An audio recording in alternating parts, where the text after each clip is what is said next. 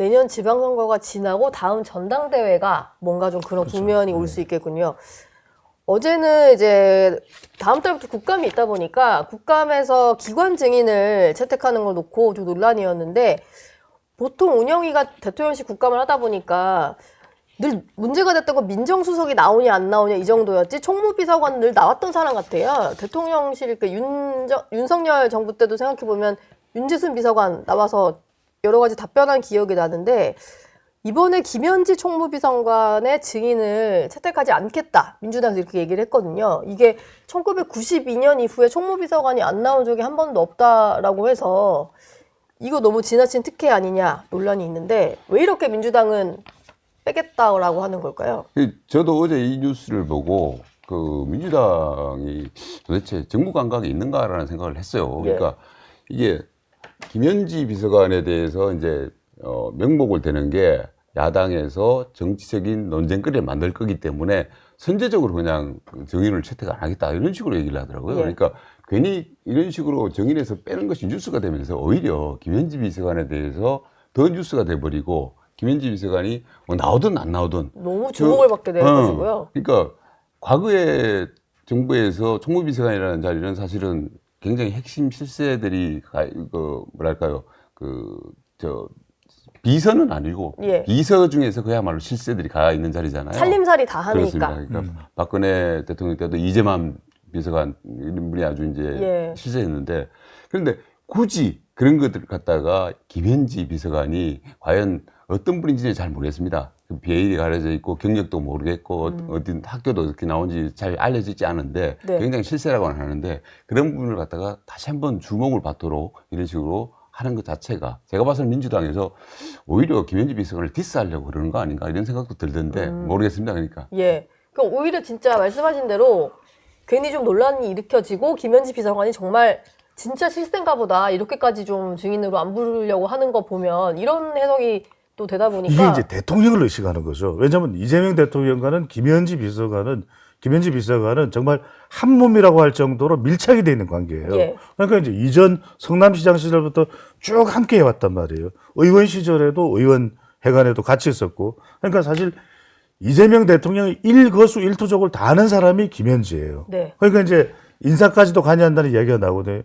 이건 일단은 이 운영위원회에 나가지 말라고 하는 것은 대통령을 의식해서 또 하나는 뭐냐면 김현지 비서가 나오면 엄청난 스포트라이트를 받을 거예요.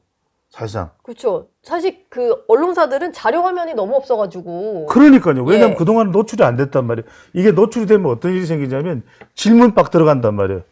아니 김현지 비서관 그때 2003년 전면에 이재명 대통령이 그 당시 뭐라고 했었다는 거예요? 막 이러고 하면 서로 막 설전이 벌어지고 아수라장이 되겠죠. 근데 그 상황에서 이 총무비서관의 표정이라든지 약간 누군가를 째려볼 수도 있을 거 아니에요. 뭐 질문에 대해서 국민의 그러면 그것 자체도 부담이 되는 거예요.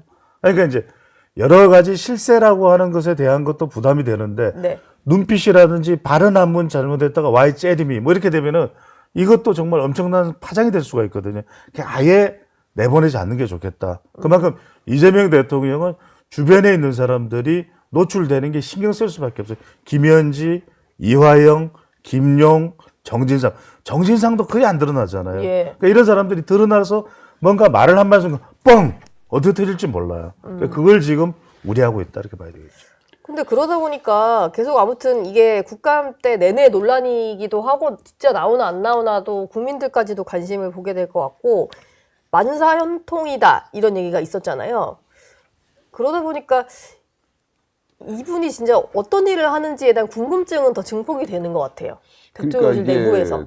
금방 우리 배 소장님 말씀하셨지만은 이재명 대통령과 한 몸이었다. 뭐 이런 그 표현은 뭐죠? 그러니까 하여튼 굉장히 그렇게 잘 알고 있다는 얘기 같은데, 그러니까 그런 식의 그 의혹을 받는 분들이 과거에도 있었습니다. 그러니까 총무비서관 제가 예를 들었던 박근혜 대통령 때 이재만 총무비서관 같은 경우도 그런 분이었는데 사실은 까놓고 보면 별 것도 없어요. 근데 그걸 괜히 감추려고 하다 보니까 더 문제를 키우는 경우가 많았는데 권력이 있을 때 사실은 그렇게 감추려고만 하다 보면은 나중에요. 그러니까 이게 이재명 대통령 권력이 또 얼마나 가겠습니까? 그러고 나면은 그 실세였던 사람들이 어떤 말로를 겪게 되는가를 우리가 역사적으로 다 알고 있지 않습니까? 네. 그러니까 김현지 비서관도 빨리빨리 나와가지고 햇빛을 쬐야 됩니다. 햇빛을 쬐고 거기서 자기 경력도 노출시키고 내가 뭐 별것 아닌 사람이에요라는 걸 보여줌을 해가지고 사람들이 경계심을 누그러뜨려야지. 지금 이런 식으로 해가지고 진짜 비스테리하고 저 사람 뭐지? 뭘 갖고 있는 거야? 이런 식으로 네. 의문을 갖게 되면요. 예. 나중에 진짜 큰 코 다칩니다. 권력 끝나고 나서 큰 코 다치니까 저는 김현지 비서관이 그냥 자기가 자원해가지고 나와가지고 저 아무것도 아닌 사람이니까요. 제가 그냥 앞으로 공무원 열심히 할 테니까 저 건드리지 네. 마세요라는 식으로 그런 식으로 원론적인 입장 표명하시는 게 예. 저는 맞다라고 생각합니다. 오히려 자발적으로 나와야 된다. 알겠습니다. 어제 운영위에서는 또 이 증인 채택 문제 외에도 국회에서의 증언 감정 등에 대한 법률 개정안이 민주당 단독으로 의결이 됐는데요. 이게 보통 상임위에서 허위로 증언했을 경우에는 고소 고발이 가능한 상황인데 특위 같은 경우는 활동이 종료돼 버리면 그게 안 되다 보니까 특위 같은 경우도 활동 기간이 끝난 뒤에 위증이 드러나면 국회의장 명의로 고발할 수 있게 하겠다 이거예요. 근데 이게 그러다 보니까 아무래도 지난번에 어떤 계엄과 관련된 특위 관련해서 한덕수 전 총리나 정진석 실장을 그렇죠. 겨냥한 거다. 이런 해석이 안 나올 수가 없잖아요. 안 나올 수가 없죠. 예. 제가 말씀드렸잖아요. FP, 예. 파이널. 여러분들이 오늘 아침에 기억을 해야 될 이 시그널은 바로 FP입니다. 예. 파이널 퍼포스. 이건 달라지지가 않는 거예요. 그럼 이걸 달성하기 위해서 중간 과정은 얼마든지 손볼 수가 있는 거죠. 예. 그게 바로 지금 뭐냐면 지금 내용을 보세요. 이따가 또 나올 우리 또 이낙연 전 총리도 계시겠지만 예. 이런 게 굉장히 엄중한 거예요. 네. 특위 활동 기간이 끝난 뒤에도 특위 활동 기간이 끝난 뒤에요. 네. 뒤에까지도 끝까지 이걸 다루겠다라는 거예요. 또 하나가 뭐냐면 조희대 대법원장과 관련된 것도 지금 공수처법을 고치려고 그러잖아요. 뭡니까? 직무 바깥의 사안에 대해서도 말이 안 돼요. 그럼 무슨 신상 정리 다 이렇게 탐색을 하겠다는 거 말이 안 되는 거잖아요. 이것들이 뭐냐면 일종의 가정은 이렇게 손을 봐서 줄 처리, 말 그대로 빠져나갈 구멍들을 다 없애서 여하튼 이 국면을 계속 이어간다. 아까 뭐 우리 이동훈 수석 대변인은 뭐 내년 지방선거 이렇게 말씀을 저는 정권 내내 가요. 이게 왜 그러냐면 문재인 정부 때는 적폐청산을 하다가 은근슬쩍 말아버렸잖아요. 그죠? 그런데 그러고 나서 막 급한 후회가 왔을 거예요. 그때 그랬어야 되는데 정권이 교체돼 버렸잖아요. 그러니까 이제는 아예 빠져나갈 수 있는 구멍 자체를 다 차단하는 거죠. 어떤 수단 방법이든 가리지 않고. 네. 그게 지금 전개되고 있는 거예요. 보십시오. 특위활동 기간이 끝난 뒤에도 어떻게 한다. 공수처법에 대해서도 직무 밖의 사안에 대해서도 수사를 한다. 이게 어떻게. 요거는 제가 이제 한마디만 더 붙여야 되는 게 뭐냐면은 이게 소급입법일 수가 있어요. 예. 그래서 이제 헌법에서 소급입법은 못하도록 돼 있는데, 네. 처벌 못하도록 돼 있는데 지금 그걸 이건 하겠다는 소급을 거잖아요, 하겠다는 사실. 거니까. 그러니까 이미 이제 특위가 끝났고 그런 상황인데, 근데 사실은 이게 지금 국회에서 이거를 갖다가 벌써 여러 차례 문제 제기가 있었습니다. 그 전에 이제 박근혜 국정농단 때도 네. 유사 사례가 있었어요. 그러니까 특위가 끝나고 나가지고 위증 사실이 드러났는데 고발을 했더니만은 법원 가가지고 이거 항소 기각이 돼버린 거예요. 네. 이거는 법에 해당되지 않는다. 그리고 가습기 살균제 때도 특위 때도 이런 일이 있었어요. 위증했더니만은 그랬는데 그때도 이제 사실은 법을 고쳐야 된다라는 얘기가 많았는데 네. 그때는 안 하고요. 지금 뒤늦게 또 하고 있는 거거든요. 이게 지금 약간 논란이 될 법한 입법 사항이 워낙 많다 보니까 이게 논란을 또 논란으로 덮는 건지 지금 기억이 안 날 정도로 뭐 무리해서 단독 추진하는 게 꽤 많은 것 같아요.